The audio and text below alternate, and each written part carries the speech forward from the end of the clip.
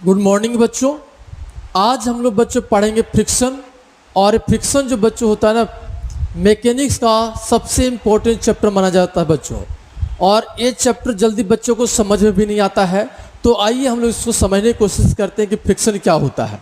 तो सबसे पहले बच्चों हम लोग फ्रिक्शन का डिफिनेशन समझने की कोशिश करेंगे कि फ्रिक्शन का क्या डिफिनेशन है। तो देखिए यहाँ पर फ्रिक्शन का डिफिनेशन बच्चों यहाँ पर लिखा हुआ है, जरा इसको देखिए लिखा हुआ it is the opposing force. Friction जो होता है बच्चों अपोजिंग फोर्स होता है। कैसा फोर्स होता है?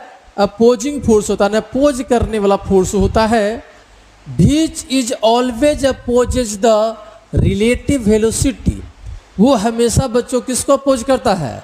रिलेटिव वेलोसिटी को अपोज करता है, रिलेटिव मोशन को अपोज करता है between two points of contact. जब दो पॉइंट कॉन्टेक्ट में आता है या फिर जब दो बॉडी कॉन्टेक्ट में आता है, तो यानी फ्रिक्शन फोर्स अपोजिंग फोर्स होता है जो रिलेटिव मोशन रिलेटिव वेलोसिटी का अपोज करता है जब बॉडी क्या आता है, दो बॉडी कॉन्टेक्ट में आता है। कभी कभी बच्चों क्या होता है ना, कभी कभी बच्चों क्या होता है बॉडी में रिलेटिव वेलोसिटी नहीं रहता है, कभी कभी रिलेटिव वेलोसिटी नहीं रहता है, लेकिन बॉडी में इंटेंशन ऑफ मोशन रहता है। यानी बॉडी रेस्ट में रहेगा, लेकिन क्या होगा ना, वो बॉडी मूव करना चाहेगा, कोई उस पर कोई फोर्स लग रहा होगा जो उसको मोशन देना चाह रहा होगा, लेकिन बॉडी में मोशन नहीं आता है, तो उस केस में भी बच्चों फ्रिक्शन फोर्स आ जाता है। तो फ्रिक्शन फोर्स रिलेटिव मोशन को बच्चों क्या करता है ना, अपोज करता है। बहुत से विद्यार्थी को ऐसा लगता है ना कि फ्रिक्शन फोर्स जो होता है ना मोशन को अपोज करता है। नहीं, ऐसा नहीं बात है, ठीक है ना, ऐसा कुछ नहीं है कि मोशन को अपोज करता है, ये मोशन को भी सपोर्ट करता है। अपोज किसको करता है? तो रिलेटिव मोशन को बच्चों क्या करता है? अपोज करता है। तो इसको समझने के लिए हम लोग कुछ एग्जाम्पल लेते हैं। एग्जाम्पल से आपको पूरी बातें क्लियर हो जाएगा बच्चों कि फ्रिक्शन का क्या होता है। सो तो फ्रिक्शन को समझने के लिए बच्चों क्या करते हैं, एग्जाम्पल लेते हैं और एग्जाम्पल से आपको समझाते हैं। जैसे मान लीजिए बच्चों, ठीक है ना, एक बॉडी है, क्या है, एक बॉडी है, ठीक है, और बॉडी क्या है ना, रेस्ट में है। ये बॉडी क्या रेस्ट में है, इस प्रकार से उसको रख दिए हैं और रफ सरफेस पर है। रफ का मतलब क्या हुआ, यहाँ पर फ्रिक्शन फोर्स हो सकता है। कहाँ पर बच्चों? रफ सरफेस पर है ये, ठीक है सर। अब आपसे पूछेगा कि फ्रिक्शन फोर्स का डायरेक्शन किधर है। अगर यहाँ पर फ्रिक्शन होगा तो डायरेक्शन किधर होगा, तो आप क्या करेंगे बताइए। सबसे पहले रिलेटिव मोशन खोजेंगे कि रिलेटिव मोशन बॉडी में है कि नहीं है। अगर वो है तो वहाँ से डिसाइड हो जाएगा, अगर नहीं है तो हम लोग देखेंगे इंटेंशन ऑफ मोशन है क्या। अगर बॉडी में इंटेंशन ऑफ मोशन होगा तब भी फ्रिक्शन फोर्स आएगा बच्चों, ठीक है। तो जरा देखते हैं इसको। तो देखिए ये बॉडी जो है ना, ग्राउंड के रिस्पेक्ट में बॉडी क्या है, रेस्ट में। देख रहे ग्राउंड के रिस्पेक्ट में बॉडी क्या है, रेस्ट में है। यहाँ पर बॉडी और ग्राउंड कॉन्टेक्ट में आया बच्चों, तो ग्राउंड के रिस्पेक्ट में बॉडी क्या है, रेस्ट में है। यानी ग्राउंड के रिस्पेक्ट में रिलेटिव वेलोसिटी नहीं है, तो रिलेटिव वेलोसिटी ब्लॉक में नहीं है बच्चों, नहीं है। तो फ्रिक्शन फोर्स हम लोग बोले कि नहीं है, लेकिन एक चीज़ और ध्यान में रखेंगे कि इंटेंशन ऑफ मोशन इसमें है कि नहीं है। तो देख रहे हैं बॉडी में कोई इंटेंशन ऑफ मोशन नहीं है, मतलब क्या ना, बॉडी ये मोशन में नहीं आना चाहता है। कोई यहाँ पर कोई ऐसा कोई फोर्स नहीं लग रहा है जो इसको मोशन में ले जाना चाहता है, ठीक है। तो यहाँ पर बॉडी में इंटेंशन ऑफ मोशन भी नहीं है और रिलेटिव वेलोसिटी भी नहीं है। इसका मतलब क्या है कि यहाँ पर फ्रिक्शन फोर्स होगा ही नहीं, भले रफ सरफेस हो, लेकिन यहाँ पर फ्रिक्शन फोर्स नहीं होगा बच्चों। चलिए ठीक है, दूसरा एग्जाम्पल समझते हैं। जैसे देखिए, जैसे मान लेते हैं कि बॉडी है और ये बॉडी जो है ना बच्चों आपका क्या है ना, रेस्ट में ही है, लेकिन इस पर फोर्स लग रहा है। ये बॉडी आपका क्या है, रेस्ट में, लेकिन फोर्स लग रहा है बच्चों। अब कहानी होगा क्या, रिलेटिव वेलोसिटी तो ग्राउंड के रिस्पेक्ट में ब्लॉक में है नहीं, तो फ्रिक्शन फोर्स नहीं होगा। लेकिन हम लोग चेक करेंगे इंटेंशन ऑफ मोशन, ऐसा नहीं कि ऐसे ही छोड़ के चले जाएंगे। इंटेंशन ऑफ मोशन होगा बच्चों तो फिर फ्रिक्शन फोर्स आ जाएगा। तो हम लोग देख रहे हैं कि बॉडी तो रेस्ट में है, इस पर एक फोर्स भी लग रहा है ये, जो उसको राइट डायरेक्शन में मोशन देना चाह रहा है, ठीक है, लेकिन देना चाह रहा है, लेकिन बॉडी में इंटेंशन है, लेकिन बॉडी जाना नहीं चाहता। इसका मतलब फ्रिक्शन फोर्स होगा बच्चों, ठीक है ना। तो यहाँ पर फ्रिक्शन फोर्स आ जाएगा, ठीक है।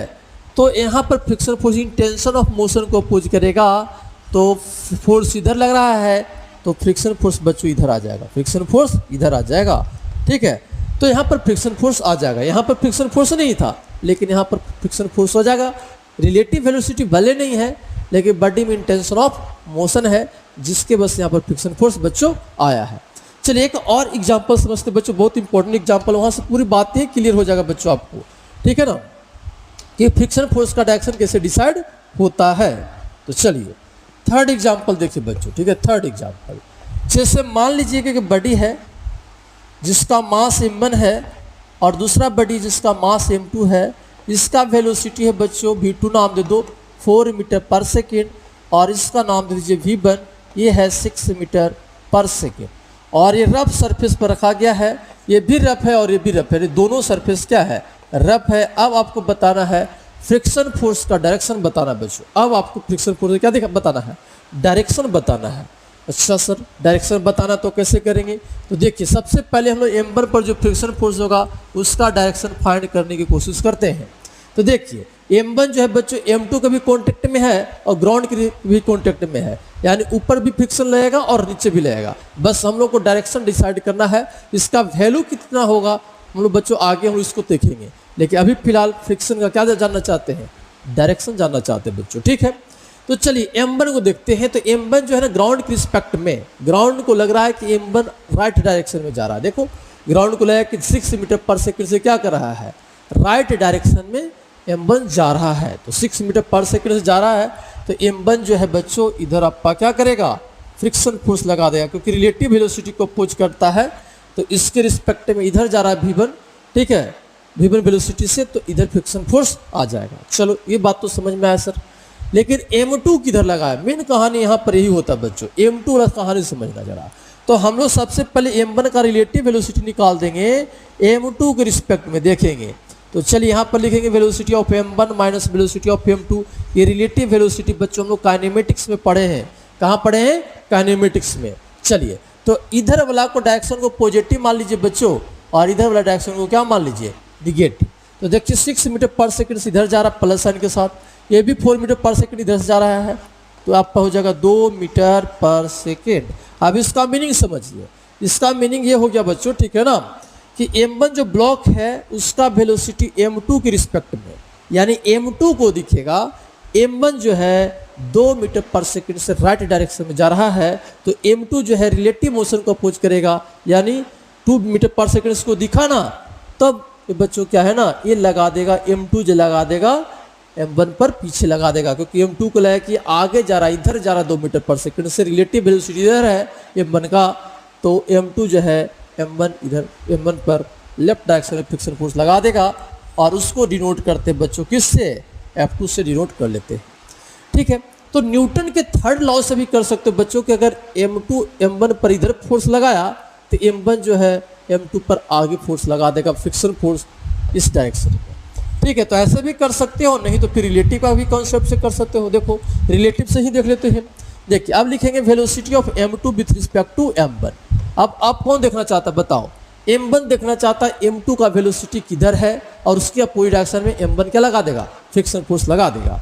तो चलिए ये तो पढ़ेंगे ना, देखो यहाँ पर पढ़े हैं तो यहाँ पर सिर्फ माइनस आ जाएगा बच्चों, आप तो पढ़े हैं डिटेल में, तो ये माइनस आ जाएगा। आप सोल्व करके देखेंगे तो -2 मीटर पर सेकेंड। अब इसका मीनिंग समझिए, m2 का वेलोसिटी m1 के रिस्पेक्ट में, m1 के रिस्पेक्ट में m2 का वेलोसिटी, यानी m1 को लगेगा कि m2 जो है पीछे जा रहा है, इधर जा रहा है 2 मीटर पर सेकंड से, तो m1 जो है m2 पर आगे लगा देगा फ्रिक्शन फोर्स। इसलिए यहाँ पर दिखाया बच्चों क्या, फ्रिक्शन फोर्स का डायरेक्शन राइट डायरेक्शन में। तो बच्चों इतने एग्जाम्पल से आप फ्रिक्शन फोर्स के डायरेक्शन को डिसाइड कर सकते हैं, और भी बहुत से बातें होंगी बच्चों जब हम लोग इस पर न्यूमेरिकल्स करेंगे, लेकिन डायरेक्शन आप यहाँ इतने कॉन्सेप्ट आप डिसाइड कर लेंगे, कोई दिक्कत नहीं है। और हम लोग न्यूमेरिकल करते रहेंगे न्यूमेरिकल्स, तो वहाँ पर भी हम उसका डायरेक्शन देख लेंगे। चलिए तो ये फ्रिक्शन का आपका डिफिनेशन था बच्चों, ये जो एग्जांपल बताइए इसको बारीकी से समझ के रखिए, क्योंकि इसका पूरा यूज होगा न्यूमेरिकल से होगा बच्चों, ठीक है। अब हम लोग बच्चों क्या करेंगे ना, अब हम लोग पढ़ेंगे टाइप्स ऑफ फ्रिक्शन। क्या पढ़ेंगे, टाइप्स ऑफ बच्चों क्या पढ़ेंगे, फ्रिक्शन पढ़ेंगे। चलिए टाइप्स ऑफ फ्रिक्शन हम लोग बच्चों पढ़ेंगे। चलिए तो पहला जो होता है बच्चों टाइप्स ऑफ फ्रिक्शन में, ठीक है ना, पहला जो होता है वो होता है स्टैटिक फ्रिक्शन। क्या होता है, स्टैटिक। स्टैटिक का मतलब होता है रेस्ट, ठीक है, यानी फ्रिक्शन फोर्स तब लगेगा जब बॉडी क्या होगा, रेस्ट में होगा बच्चों। तो देखिए यहाँ पर लिखा हुआ भी है, it is the friction force which is acting on a body when body is in rest. ये बॉडी पर तब लगता है जब बॉडी क्या होता है, रेस्ट में होता है। तो चलिए इसको एग्जाम्पल से समझते हैं, एग्जाम्पल से पूरी बातें समझ में हम लोग को आता है बच्चों। तो चलिए एक एग्जाम्पल लेते हैं, अच्छा से समझने की कोशिश करते हैं इसको। तो देखिए क्या है, एक ब्लॉक है, ये रेस्ट में है, ठीक है, और इस पर 2 न्यूटन फोर्स लग रहा है बच्चों, ये मान लीजिए इस डायरेक्शन में, और रफ सरफेस पर रखा गया है। आपसे पूछेगा कि बताइए फ्रिक्शन फोर्स होगा कि नहीं होगा, और होगा तो उसका वैल्यू कितना होगा। तो देखिए बच्चों यहाँ पर फ्रिक्शन फोर्स होगा, क्योंकि बॉडी में टेंशन ऑफ मोशन है, जा तो नहीं लेकिन फ्रिक्शन फोर्स होगा, पक्का होगा, और आप डिसाइड भी कर लोगे पक्का फ्रिक्शन फोर्स यहाँ पर आएगा। तो चलिए इस बॉडी का एबीडी करते हैं। देखिए एम है तो एमजी नीचे हो जाएगा, नॉर्मल फोर्स ऊपर हो जाएगा, ये 2 न्यूटन फोर्स इधर हो जाएगा। इतने बात तो आपको क्लियर हो रहा है, ठीक है सर। अब देखिए बॉडी रेस्ट में है तो हॉरिजॉन्टल डायरेक्शन का जो फोर्स होगा वो एक दूसरे को बैलेंस करेगा, और वर्टिकल डायरेक्शन का जो फोर्स होगा एक दूसरे को बैलेंस करेगा। न्यूटन लॉ ऑफ मोशन पढ़े हैं, तो यहाँ पर एन इज इक्वल टू तो एम जी हो जाएगा बच्चों। लेकिन ये 2 न्यूटन को कौन बैलेंस कर रहा है बताइए। अगर हम लोग को नहीं दिख रहा है तो आपको सोचना ना पड़ेगा कि 2 न्यूटन को कौन बैलेंस कर रहा है। तो इधर तो कोई डायरेक्ट फोर्स दिख नहीं रहा है, कोई इधर से कोई पकड़े हुए 2 न्यूटन से, तो हम लोग सोचेंगे क्या, कि फ्रिक्शन लग रहा होगा, यानी ग्राउंड ही इस पर क्या कर रहा होगा, फोर्स लगा रहा होगा, जिसको नाम दिए क्या, फ्रिक्शन फोर्स। और कितना लगा रहा होगा, 2 न्यूटन, क्योंकि 2 न्यूटन को बैलेंस करने के लिए कितना फोर्स चाहिए, 2 न्यूटन। तो यहाँ पर फ्रिक्शन फोर्स जो होगा बच्चों कितना हो जाएगा, 2 न्यूटन हो जाएगा। कितना हो जाएगा, 2 न्यूटन बच्चों हो जाएगा। ठीक है, इतना समझ में आ रहा है। तो यहाँ फ्रिक्शन फोर्स 2 न्यूटन हो गया। अब फ्रिक्शन फोर्स के वैल्यू को बच्चों हम लोग क्या कर दिए, बढ़ा दिए। फ्रिक्शन फोर्स का वैल्यू क्या कर देते हैं, बढ़ा देते हैं। अब मान लेते हैं कि 4 न्यूटन लगा दिए, फिर भी देख रहे हैं कि बॉडी क्या है ना, रेस्ट में, अभी भी बॉडी क्या है ना, 4 न्यूटन पर भी बॉडी क्या कर रहा है, मोशन में नहीं है। तो नहीं है तो इसका मतलब क्या होना कि 4 न्यूटन अगर यहाँ पर हो गया सर, तो यहाँ पर भी आपका क्या हो जाएगा, 4 न्यूटन फ्रिक्शन फोर्स हो जाएगा बच्चों। बात समझ रहे हो कैसे हुआ हो रहा है सो। मान लेते हैं कि 6 न्यूटन लगाते, 6 न्यूटन, फिर भी बॉडी नहीं मूव कर रहा है, तो इसका मतलब फ्रिक्शन फोर्स भी कितना हो गया, 6 न्यूटन हो गया है। इसका मतलब स्टैटिक फ्रिक्शन जो होता है ना बच्चों, इसका मतलब ये होगा स्टैटिक जो फ्रिक्शन होता है वो कैसा होता है, सेल्फ एडजस्टिंग फ्रिक्शन होता है। उसका वैल्यू फिक्स नहीं होता, उसका वैल्यू बदल सकता है, वो डिपेंड करता है कि अप्लाइड फोर्स कितना है। इसको हम लोग बच्चों बोल रहे हैं क्या, अप्लाइड फोर्स। लेकिन इसको हम लोग बोलेंगे क्या, कि स्टैटिक फ्रिक्शन जो होता है वो क्या होता है, सेल्फ एडजस्टिंग फ्रिक्शन फोर्स होता है। सेल्फ एडजस्ट करता है बच्चों, सेल्फ एडजस्टिंग फोर्स होता है। चलिए एडजस्ट करते रहता है अपना रिक्वायरमेंट के अनुसार, ठीक है। और हम लोग यहाँ पर ये भी देखे क्या ना, कि जब तक बॉडी रेस्ट में है उस समय फ्रिक्शन फोर्स अप्लाइड फोर्स के क्या है, बराबर है। ये जो फोर्स लगा रहे हैं ना उसको अप्लाइड फोर्स बोल रहे हैं, ठीक है। लेकिन अब कहानी समझिए, मान लेते हैं कि 6 न्यूटन से जैसे ही ज़्यादा फोर्स लगा है, 6 न्यूटन से ज़्यादा फोर्स लगा है, तो 6 न्यूटन से ज़्यादा फोर्स लगा है तो बॉडी में क्या आ गया, मोशन आ गया, ऐसा मान के चल रहे हैं। तो ये जो मैक्सिमम जो स्टैटिक फ्रिक्शन है ना, ये मैक्सिमम जो स्टैटिक फ्रिक्शन है 6 न्यूटन, इसको हम लोग बोलते हैं बच्चों क्या, लिमिटिंग फ्रिक्शन बोलते हैं। क्या बोलते हैं, लिमिटिंग फ्रिक्शन। तो अब समझिए, अगर अप्लाइड फोर्स लिमिटिंग फ्रिक्शन से अगर ज़्यादा होगा तो बॉडी मोशन में हो जाएगा। अगर अप्लाइड फोर्स का वैल्यू लिमिटिंग से कम हो जाएगा तो बॉडी क्या हो जाएगा, रेस्ट में हो जाएगा। और उस केस में फ्रिक्शन फोर्स अप्लाइड फोर्स के बराबर हो जाएगा। तो ये लिमिटिंग फ्रिक्शन को बोलते हैं बच्चों। इसको मैक्सिमम जो स्टैटिक फ्रिक्शन होता है उसको लिमिटिंग फ्रिक्शन बोलते हैं। और लिमिटिंग फ्रिक्शन निकालने के लिए हम लोग के पास फार्मूला है, रूल्स है बच्चों, ठीक है। तो हम लोग अब समझने की कोशिश करते हैं लिमिटिंग फ्रिक्शन, फिर बातें जब न्यूमेरिकल हम लोग समझ पाएंगे अच्छा से। लेकिन अभी फिलहाल हम लोग समझेंगे क्या, लिमिटिंग क्या करेंगे, फ्रिक्शन समझने की कोशिश करेंगे बच्चों। और इसको आप नोट कर लेंगे। और देखिए यहाँ पर क्या क्या समझेंगे, लिमिटिंग फ्रिक्शन। तो देखिए यहाँ पर लिमिटिंग फ्रिक्शन का डिफिनेशन देखिए, लिखा हुआ it is the maximum static friction eight which body is in rest. ये मैक्सिमम स्टैटिक फ्रिक्शन होता है जहाँ पर बॉडी क्या होता है, रेस्ट में होता है। और देखिए यहाँ पर लिखा हुआ when applied force is greater than the limiting friction then body start moving. जब अप्लाइड फोर्स लिमिटिंग फ्रिक्शन से ज़्यादा होगा तो बॉडी क्या होगा, मोशन में आ जाएगा बच्चों। ये भी तो बात अभी लिखे हैं। लेकिन लिमिटिंग फ्रिक्शन जो होता है ना बच्चों, डायरेक्टली प्रोपोर्शनल होता है नॉर्मल रिएक्शन का। ये लॉ होता है, लॉ ऑफ फ्रिक्शन बोलते हैं इसको। तो लिमिटिंग फ्रिक्शन जो होता है डायरेक्टली प्रोपोर्शनल क्या होता है, नॉर्मल रिएक्शन का। और आपका प्रोपोर्शनल हटेगा बच्चों तो यहाँ पर एक क्या आएगा, कांस्टेंट आ जाएगा, जिसको नाम देंगे म्यू एस इंटू एन। जहाँ पर म्यू एस को बोलते हैं बच्चों कोफिशिएंट ऑफ स्टैटिक फ्रिक्शन, क्योंकि स्टैटिक है ना ये, तो कोफिशिएंट ऑफ स्टैटिक फ्रिक्शन बोलते हैं। क्या बोलते हैं, स्टैटिक फ्रिक्शन। कोफिशिएंट ऑफ क्या बोलते हैं, स्टैटिक फ्रिक्शन बच्चों बोलते हैं। बात समझ में आ रहा है? तो ये तो फार्मूला हो गया लिमिटिंग निकालने का, लेकिन एक बात दिमाग में जरूर चल रहा हो कि sir limiting friction normal reaction में कैसे प्रोपोर्शन होता है सर। ये तो ठीक है, आप फार्मूला बता दिए, याद रखेंगे, कोई दिक्कत है, न्यूमेरिकल्स भी सोल्व हो जाएगा, लेकिन ये क्यों नॉर्मल रिएक्शन का क्या होता है, प्रोपोर्शन होता है, इसको समझते हैं जरा, क्यों ऐसा होता है सो, ठीक है ना। तो इसको भी बच्चों आप नोट कर लीजिए और देखिए क्या होता है सो। देखिए एक एग्जाम्पल से आपको समझाते हैं। जैसे मान लेते हैं कि बॉडी है और ये क्या है ना, इस पर 20 न्यूटन फोर्स लग रहा है बच्चों, और ये बॉडी जो है ना, ये बॉडी जो है ये मान लो कि मोशन में है। अब हम लोग क्या करते हैं, यहाँ पर रफ सरफेस है, यहाँ पर कुछ फ्रिक्शन आया होगा लेकिन बॉडी मोशन में है बच्चों। अब हम लोग क्या करते हैं, एक फोर्स ऊपर से ऐसे लगा देते हैं 100 न्यूटन का, तो देखते हैं कि बॉडी रेस्ट में हो जाता है। बॉडी क्या आ जाएगा, रेस्ट में। मान लेते हैं कि बॉडी से जा रहा था, ऊपर से दबा दिए तो मोशन में नहीं जा रहा। ऐसा होता है बच्चों, प्रैक्टिकली देख भी सकते हो करके। तो ऐसा क्यों, अब बताओ। तो देखो हम लोग ये सोचेंगे कि सर 20 न्यूटन फोर्स था, ठीक है, तो जा रहा था, अब इसको दबा देने से आपका क्या हो गया, नहीं जा रहा। इसका मतलब फ्रिक्शन फोर्स इधर कितना हो गया होगा, 20 न्यूटन। पहले कम रहा होगा जिसकी वजह से जा रहा होगा, लेकिन अब फ्रिक्शन फोर्स कितना हो गया होगा, 20 न्यूटन हो गया होगा बच्चों, ठीक है। कितना हो गया होगा, 20 न्यूटन। तो क्यों ऐसा हुआ सर, पहले तो मोशन में था, अब क्या हो गया, अब रेस्ट में आ गया। तो इस फोर्स आने की वजह से ऐसा हुआ। तो इसको आ जाने से क्या होता है, तो हम लोग बोले इसको आने से नॉर्मल रिएक्शन का वैल्यू क्या होगा, बढ़ जाएगा, कॉन्टैक्ट फोर्स का वैल्यू बढ़ जाएगा। तो देखते हैं कैसे होगा। सो अगर ये बॉडी पर फोर्स नहीं लगता तो इसका नॉर्मल रिएक्शन mg के बराबर होता बच्चों। देखो ये n है और ये 20 न्यूटन है ना ये, तो नॉर्मल रिएक्शन किसके बराबर होता, mg के बराबर होता। लेकिन जब इस पर फोर्स लग गया बच्चों, ठीक है, तो नॉर्मल रिएक्शन का वैल्यू क्या हो जाएगा, बढ़ जाएगा। क्या हो जाएगा, बढ़ जाएगा। और कितना से बढ़ जाएगा, तो 100 न्यूटन से इसके यहाँ पर अभी फिलहाल बढ़ जाएगा बच्चों। तो देख रहे हैं नॉर्मल रिएक्शन बढ़ जाने से फ्रिक्शन फोर्स का वैल्यू क्या हो जाता है, बढ़ जाता है, ठीक है। इसको और प्रैक्टिकली समझना चाहते हैं तो एक और एग्जाम्पल लेते हैं, उससे समझने की कोशिश करते हैं। लेकिन यहाँ पर फिलहाल अभी याद रखिए कि लिमिटिंग फ्रिक्शन डायरेक्टली प्रोपोर्शनल क्या होता है, नॉर्मल रिएक्शन का होता है बच्चों, ठीक है। चलिए इसको और हम लोग क्या करते हैं ना, अच्छा समझने की कोशिश करते हैं। तो चलिए देखिए, जैसे दो बॉडी कांटेक्ट में है ना बच्चों, तो उसका जब जो कांटेक्ट सरफेस होता है उसको अगर हम लोग माइक्रोस्कोप से देखेंगे तो इस प्रकार से आपका क्या होगा, ऐसा कोई सरफेस दिखाई देगा बच्चों। ये M2 हो जाएगा और मान लो क्या है M1 है, दोनों बॉडी क्या है, कांटेक्ट में है। जब माइक्रोस्कोप से देखेंगे तो इस प्रकार से आपको शेप दिखेगा।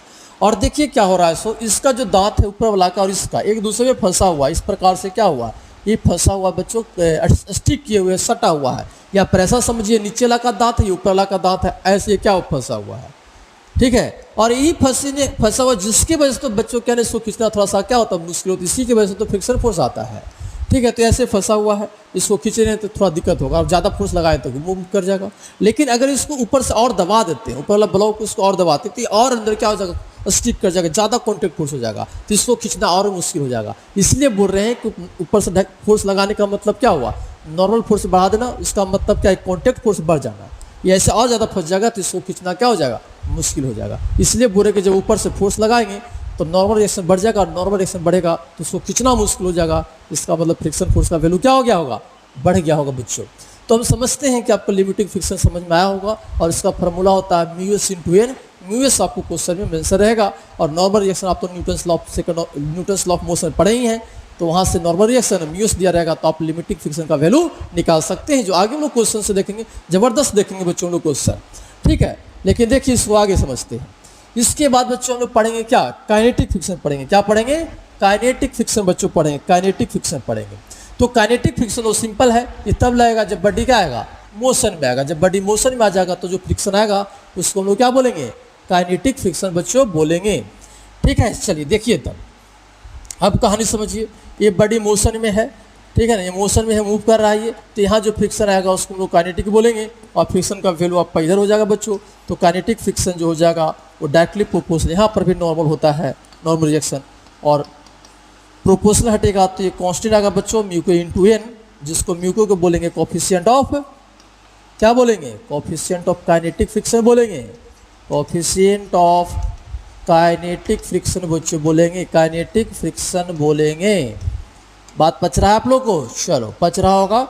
चलिए यहाँ बात समझ में आ रहा है आप लोग को? तो ये फार्मूला हो काइनेटिक फ्रिक्शन निकालने का, और प्रैक्टिकली ये देखा गया बच्चों, ठीक है ना, कि म्यू एस का जो वैल्यू होता है म्यू के से क्या होता है, ज़्यादा होता है।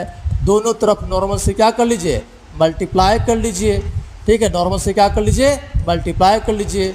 तो लिमिटिंग फ्रिक्शन का वैल्यू काइनेटिक फ्रिक्शन से क्या होता है, ज़्यादा होता है। प्रैक्टिकली ये देखा गया बच्चों कि लिमिटिंग का वैल्यू काइनेटिक से ज़्यादा होता है। उसका भी अगर समझना चाहते हो कंसेप्ट तो हम आपको समझा देंगे, लेकिन कोई इतना बड़ा इशू नहीं है ये कि क्यों होता है, ठीक है। चलिए, तो लिमिटिंग फ्रिक्शन काइनेटिक फ्रिक्शन से क्या होता है, ज़्यादा होता है, ठीक है। और कभी कभी प्रॉब्लम बच्चों क्या है ना, दोनों का वैल्यू सेम दे देगा, म्यू एस और म्यू का वैल्यू सेम दे देगा। इसका मतलब काइनेटिक फ्रिक्शन और लिमिटिंग फ्रिक्शन का वैल्यू क्या हो जाएगा, सेम हो जाएगा। और अब हम इस पर क्या करेंगे, क्वेश्चन देखेंगे, क्वेश्चन से समझ पाएंगे। लेकिन जितनी बातें अगर आपको बोले हैं, अगर ये समझ में आ रहा है तो क्वेश्चन बहुत इजीली आप क्या कर सकते हैं, सोल्व कर सकते हैं। तो देखेंगे बच्चों क्वेश्चन से।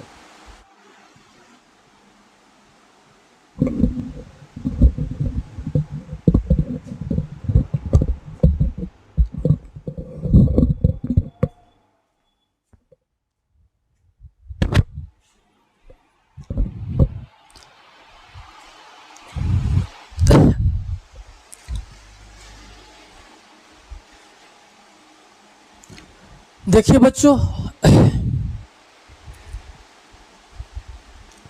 अब हम लोग बच्चों प्रॉब्लम से समझने की कोशिश करेंगे फ्रिक्शन को। तो एकदम सिंपल क्वेश्चन लिया और इम्पोर्टेंट क्वेश्चन है बच्चों ये। तो इसको जरा समझने की कोशिश करते हैं क्या कर रहा है इसको, ठीक है। तो इसको समझने के लिए बच्चों लोग दूसरी जगह इस क्वेश्चन को ले चलते हैं और वहाँ पर हम लोग समझते हैं, ठीक है ना। क्वेश्चन को आप लोग लिख लेंगे।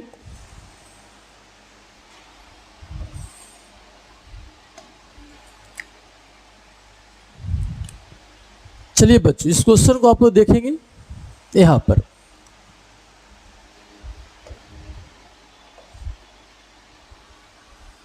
देखिए क्या कर रहा है इस क्वेश्चन में, कर suppose A block of mass 1 kg। आपको मानना है एक ब्लॉक है जिसका मास कितना है, 1 kg, ठीक है बच्चों। Is placed over A rough surface, कहां पर रखा गया है, रफ सरफेस पर रखा गया है। ये horizontal force F is applied on the block as shown in figure. एक फिगर भी दिया बच्चों, देखो एक 1 kg का ब्लॉक है, ठीक है, इस पर एक फोर्स लग रहा है, ठीक है। चलिए, now let us see what are the value of force of friction. हम लोग चाहते हैं, निकालना चाहते हैं कि फोर्स ऑफ फ्रिक्शन का वैल्यू कितना होगा and acceleration of block, block का एक्सेलरेशन कितना होगा if the force F is gradually increase. F को ग्रेजुअली इंक्रीज करते जाएंगे तो फ्रिक्शन फोर्स का वैल्यू कितना होगा और एक्सेलरेशन का वैल्यू कितना होगा बच्चों। जहां पर क्वेश्चन में दे रहा है म्यू एस का वैल्यू 0.5, म्यू के का वैल्यू 0.5, 0.2, 0.4 और जी का वैल्यू लेने का रहा 10 मीटर पर सेकेंड स्क्वायर, ठीक है बच्चों। तो इतने बातें आप क्वेश्चन समझ रहे हो क्या लिखा रहा है क्वेश्चन को। फिर से मैं आपको बता रहा हूँ, एक फिगर दे रहा है बच्चों, इस पर एक फोर्स लग रहा है, एफ फोर्स आपका लग रहा है, ठीक है बच्चों। एफ आपका क्या लग रहा है, फोर्स लग रहा है यहाँ पर, देखिएगा एफ यहाँ पर क्या लग रहा है, फोर्स लग रहा है, ठीक है। और एफ का वैल्यू ग्रेजुअली क्या किया गया, इंक्रीज किया गया। तब आपसे पूछ रहा है फ्रिक्शन का वैल्यू बताइए, तो कितना ग्रेजुअली इंक्रीज किया गया, तो अपने मन से डाटा ले लेंगे और उससे समझने की कोशिश करते हैं बच्चों। और ये इंपॉर्टेंट क्वेश्चन है, यहाँ से आपको एकदम बेसिक समझ में आएगा आपका क्या, फ्रिक्शन का। तो चलिए हम लोग कैसे करेंगे, इसको समझने की कोशिश करिए। तो आपको एक ब्लॉक दे रहा है बच्चों, क्या दे रहा है, एक आपको ब्लॉक दे रहा है, ये 1 kg का ब्लॉक है, इस पर एक एफ फोर्स लग रहा है, ठीक है। और एफ का वैल्यू नहीं पता है, फिलहाल दिया नहीं है, हम लोग डिफरेंट वैल्यू लेंगे इसका। तो हम लोग बच्चों यहाँ पर आसानी से हम लोग क्या कर सकते हैं ना, लिमिटिंग और काइनेटिक फ्रिक्शन का वैल्यू निकाल सकते हैं। तो सबसे पहले हम लोग लिमिटिंग और काइनेटिक का वैल्यू निकाल लेते हैं। तो चलिए, ए बी डी बच्चों हम लोग ब्लॉक को कर दिए हैं, तो एन का वैल्यू जो हो जाएगा वो एम जी के बराबर हो जाएगा। किसके बराबर हो जाएगा, एम जी के बराबर हो जाएगा बच्चों। तो एम का वैल्यू 1 kg है तो 1 लिख लीजिए, जी का वैल्यू 10 है तो 10 लिख लीजिए। तो आपका क्या हो जाएगा, 10 न्यूटन बच्चों आपका क्या होगा, आपका नॉर्मल रिएक्शन हो गया, ठीक है। तो अगर नॉर्मल रिएक्शन अगर 10 न्यूटन हो गया तो लिमिटिंग का फॉर्मूला पढ़ते क्या, limiting is equal to mu S into N, तो म्यू एस कितना दे रहा देखिए 0.5, आई इंटू हो गया 10, ठीक है। तो कितना हो जाएगा बच्चों 5 न्यूटन हो जाएगा, कितना हो जाएगा 5 न्यूटन। और काइनेटिक फ्रिक्शन लिख लीजिए, तो काइनेटिक फ्रिक्शन का वैल्यू कितना हो जाएगा म्यू के इंटू एन, तो आपका कितना हो जाएगा बताइए 0.4 इंटू 10, तो हो जाएगा कितना 4 न्यूटन। कितना हो जाएगा बच्चों 4 न्यूटन हो जाएगा। इतनी बात सभी को समझ में आ रहा होगा, ठीक है। चलिए अब आपको क्वेश्चन में कराए एफ का वैल्यू ग्रेजुअली इंक्रीज कर रहे हैं, तो चलिए हम इसको आपको कॉलम से बनाते, कॉलम बना देते बच्चों, तब ज़्यादा समझ में आएगा, ठीक है। चलिए यहाँ पर लिख देंगे बच्चों अप्लाइड फोर्स, क्या लिख देंगे यहाँ पर अप्लाइड फोर्स लिख देंगे, और यहाँ पर फ्रिक्शन का वैल्यू लिख देंगे, और यहाँ पर क्या लिख देंगे एक्सेलरेशन लिख देंगे, ठीक है। चलिए अब हम लोग देखते हैं ना फोर्स का डिफरेंट वैल्यू रखते हैं और देखते हैं फ्रिक्शन का वैल्यू कितना होगा, एक्सेलरेशन का कितना वैल्यू होगा, क्वेश्चन में ही कर रहा है बच्चों, ठीक है। तो अभी 0 न्यूटन फोर्स लगा देते हैं बच्चों, यानी कोई फोर्स से नहीं लगाए हैं, क्या है ना, इस बॉडी पर कोई फोर्स से नहीं लगा है। तो जब फोर्स से नहीं लगा है तो इस बॉडी में टेंशन ऑफ मोशन ही नहीं है, तो बॉडी तो बच्चा क्या होगा रेस्ट में होगा, ठीक है, वो तो रेस्ट में ही रहेगा, और फ्रिक्शन फोर्स भी 0 होगा, और एक्सेलरेशन भी क्या हो जाएगा 0 हो जाएगा, ठीक है। अब मान लेते हैं कि 2 न्यूटन फोर्स लगाते हैं, कितना लगाते हैं 2 न्यूटन फोर्स लगाते हैं, यहाँ पर कितना हो जाएगा मान लेते हैं 2 न्यूटन। तो 2 न्यूटन अप्लाइड फोर्स है और लिमिटिंग फ्रिक्शन कितना है 5 न्यूटन फोर्स। आप पढ़े कि लिमिटिंग फ्रिक्शन से ज़्यादा फोर्स लगाएंगे तो बॉडी में मोशन आएगा, और अगर उससे कम लगाएंगे तो बॉडी रेस्ट में रहेगा, और जब बॉडी रेस्ट में होता है तो फ्रिक्शन फोर्स अप्लाइड फोर्स के बराबर होता है। तो देखिए यहाँ पर लिमिटिंग फ्रिक्शन जो है बच्चों, यहाँ पर लिमिटिंग जो फ्रिक्शन है, ठीक है, वो 5 न्यूटन है, कितना है ये 5 न्यूटन है, और आप लगाए कितना है 2 न्यूटन। तो लिमिटिंग फ्रिक्शन से क्या हो गया बताओ अप्लाइड फोर्स कम है, इसका मतलब बॉडी रेस्ट में रहेगा, और रेस्ट का मतलब एक्सेलरेशन हो जाएगा 0, और फ्रिक्शन फोर्स अप्लाइड फोर्स के बराबर हो जाएगा, तो फ्रिक्शन फोर्स कितना हो जाएगा 2 न्यूटन हो जाएगा बच्चों, समझ रहे हैं। चलिए उसके बाद 4 न्यूटन लगा देते हैं, अपने रेंडम डाटा ले रहे हैं बच्चों, रेंडम डाटा लेकर हम लोग सोल्व कर रहे हैं, आप चाहे तो 3 भी ले सकते हैं, कोई दिक्कत नहीं है। ये 4 न्यूटन फोर्स लिए हैं, अप्लाइड फोर्स कितना हो गया 4 न्यूटन हो गया बच्चों। अब ये 4 न्यूटन हो जाएगा, ठीक है ना, तो बॉडी कहाँ तक रेस्ट में रहेगा बताइए 5 न्यूटन तक बॉडी रेस्ट में रहेगा। तो अभी आप क्या किए हैं 4 ही न्यूटन लगाए हैं, तो फ्रिक्शन फोर्स यहाँ पर कितना हो जाएगा 4 न्यूटन हो जाएगा बच्चों। अब बॉडी अभी भी रेस्ट में रहेगा, तो फ्रिक्शन फोर्स कितना हो जाएगा 4 न्यूटन। अब बॉडी रेस्ट में होगा तो एक्सेलरेशन क्या हो जाएगा 0 हो जाएगा बच्चों। अब उसके बाद हम लोग लगाते 5 न्यूटन फोर्स लगाते, क्या लगाते 5 न्यूटन। तो 5 न्यूटन बच्चों क्या है लिमिटिंग फ्रिक्शन के बराबर है, नहीं अभी भी बॉडी क्या रहेगा रेस्ट रहेगा, इससे जैसे ही ज़्यादा लगाएं तो बॉडी मोशन में आ जाएगा। तो अभी बॉडी क्या है बच्चों रेस्ट में ही होगा, तो फ्रिक्शन फोर्स लिमिट क्या होगा अप्लाइड फोर्स के बराबर हो जाएगा, 5 न्यूटन होगा, और एक्सेलरेशन हो जाएगा कितना 0। अब लगाते 6 न्यूटन फोर्स लगाते बच्चों, 6 न्यूटन अप्लाइड फोर्स कितना हो गया 6 न्यूटन। तो यहाँ पर जब 6 न्यूटन हो जाएगा, यहाँ पर कितना हो जाएगा 6 न्यूटन। अगर ये 6 न्यूटन हो जाएगा बच्चों, तो बॉडी क्या होगा मोशन में आ जाएगा, क्योंकि आपका 6 न्यूटन लिमिटिंग से क्या है ज़्यादा है, तो बॉडी मोशन में आ जाएगा। और जब मोशन में आता है तो बॉडी में कैसा फ्रिक्शन लगता है काइनेटिक फ्रिक्शन। तो काइनेटिक फ्रिक्शन यहाँ पर देखिए कितना 4 न्यूटन। तो अब बच्चों क्या हो जाएगा ना फ्रिक्शन फोर्स कितना हो जाएगा 4 लग जाएगा, ठीक है। 6 न्यूटन लगाएंगे तो यहाँ पर फ्रिक्शन फोर्स काइनेटिक लगने लगेगा, तो काइनेटिक का वैल्यू कितना हो गया है 4। तो यहाँ पर लिख देंगे कितना 4 न्यूटन लिख देंगे बच्चों। और जब ये 4 न्यूटन हो जाएगा, ठीक है ना, इसको आप लोग नोट कर लेंगे, ठीक है। इसको थोड़ा सा मैं छोटा कर दे रहा हूँ।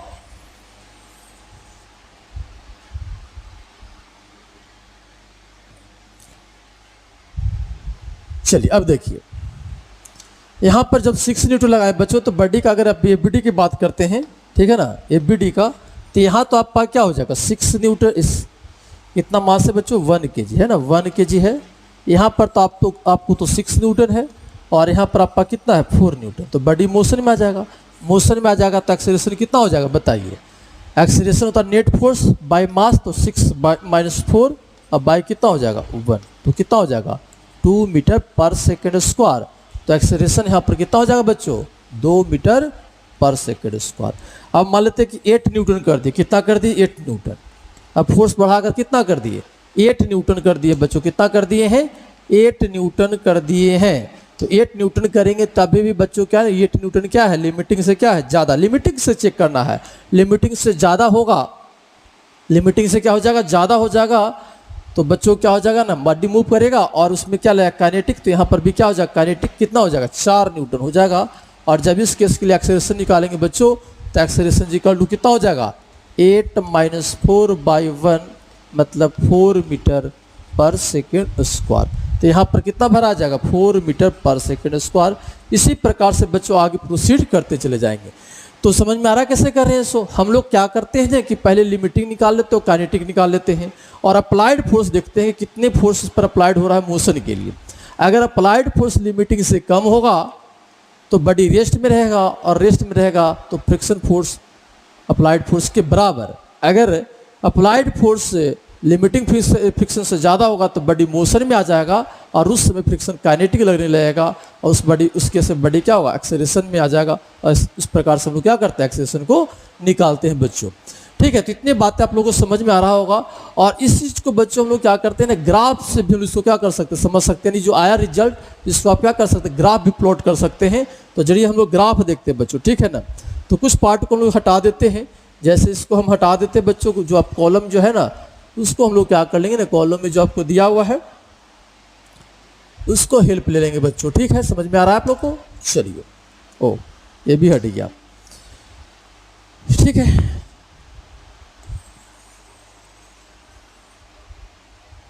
हाँ देखिए तब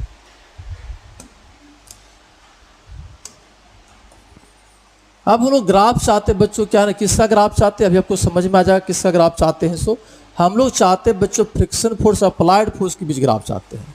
ये आपका अप्लाइड फोर्स हो गया और ये आपका क्या हो गया फ्रिक्शन फोर्स हो गया बच्चों। ठीक है, तो यहाँ पर दो पार्ट में ग्राफ होगा। एफ का वैल्यू, ठीक है ना, एफ का वैल्यू जो है ना लिमिटिंग से कम और लिमिटिंग से ज़्यादा।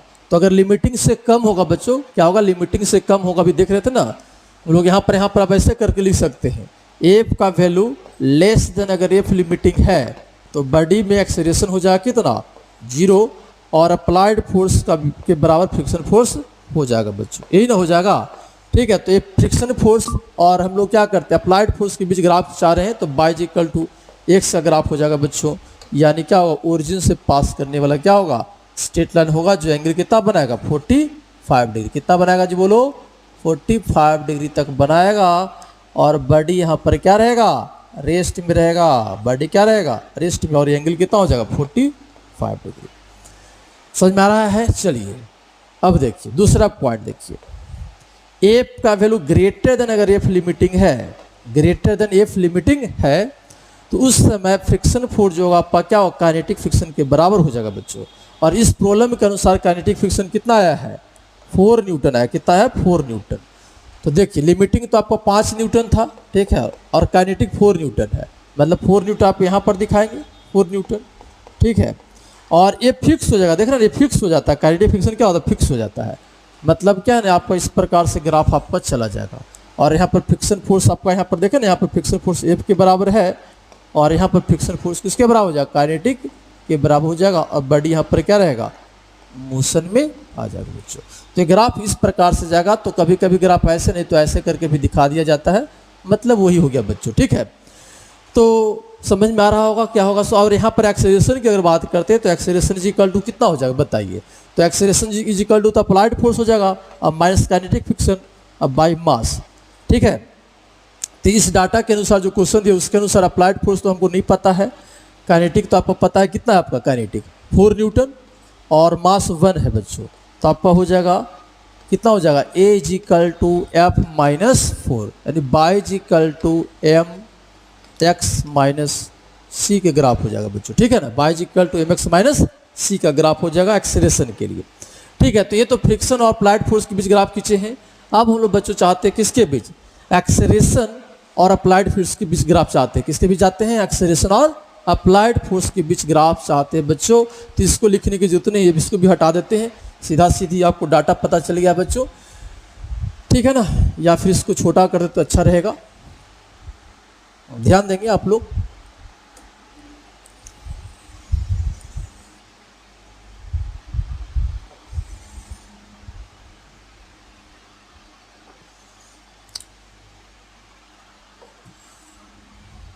चलिए तो अब हम लोग क्या कर लेते हैं, ये फ्रिक्शन और अप्लाइड फोर्स के बीच ग्राफ हो गया। आप लोग बेसिक मैथमेटिक्स पढ़े होंगे तो सब ग्राफ का नॉलेज आपको होगा बच्चों। अब हम लोग चाहते हैं क्या, एक्सेलरेशन और अप्लाइड फोर्स के बीच ग्राफ चाहते हैं।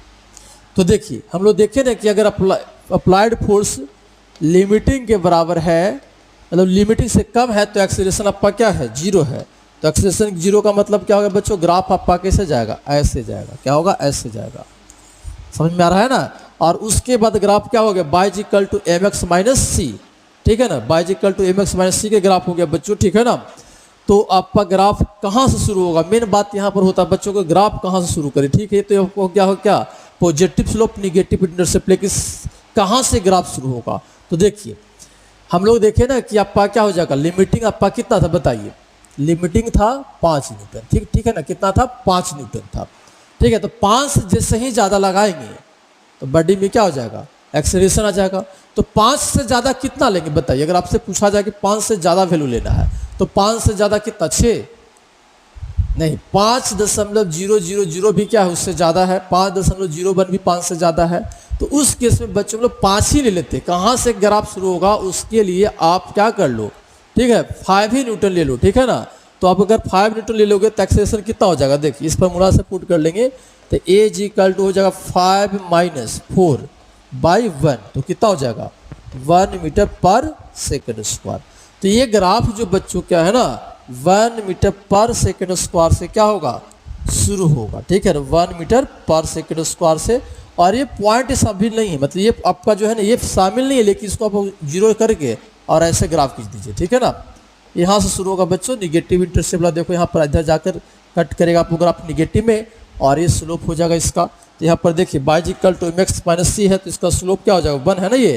तो यहाँ पर भी बच्चों यहाँ पर क्या 45 डिग्री हो जाएगा यहाँ पर, और वैल्यू अलग रहता तो अलग होता, लेकिन यहाँ पर देख रहे हैं कि स्लोप जो है ना यहाँ पर 1 आ रहा है, इसलिए यहाँ पर 45 में लिख दिया हूँ, ठीक है ना।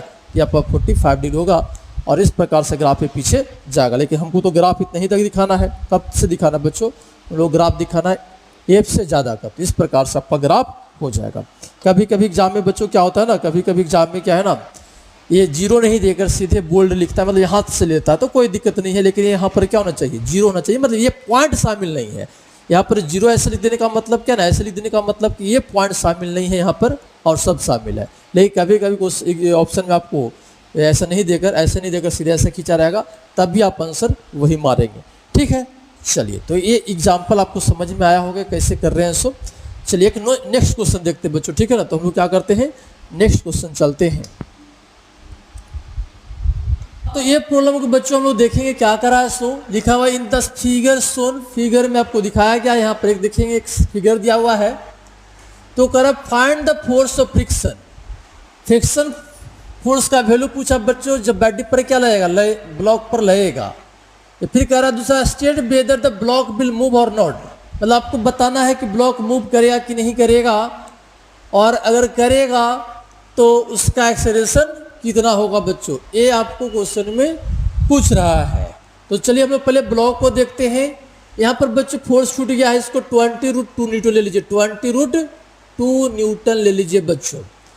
और अब आपको निकालना है कि फ्रिक्शन फोर्स कितना होगा। अगर फ्रिक्शन फोर्स है तो निकल जाएगा, अगर बॉडी में एक्सेलरेशन होगा तो एक्सेलरेशन का वैल्यू कितना होगा। तो सबसे पहले इस बॉडी को एबीडी करेंगे और नॉर्मल रिएक्शन निकालने की कोशिश करेंगे बच्चों, क्योंकि नॉर्मल रिएक्शन से लिमिटिंग निकलेगा और काइनेटिक निकलेगा, तब क्वेश्चन डिसाइड होगा कि मोशन में आएगा कि नहीं आएगा। तो चलिए हम लोग सबसे पहले एबीडी करते हैं। तो 2G नीचे हो गया, 6 न्यूटन बच्चों क्वेश्चन में दिखाया गया है, तो उसको दिखा देते हैं, ठीक है। यहाँ पर दिखाएगा बच्चों कितना, 20√2 न्यूटन, 20√2 न्यूटन दिखाया गया है, जो एंगल कितना है 45 डिग्री है बच्चों।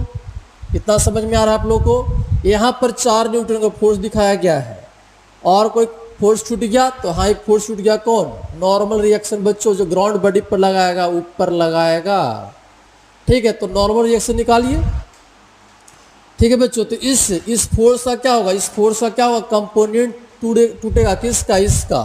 तो यहाँ पर कितना हो जाएगा बताइए, ये हो जाएगा 20√2 cos 45 डिग्री, और इधर कितना हो जाएगा बताइए, 20√2 sin 45 डिग्री।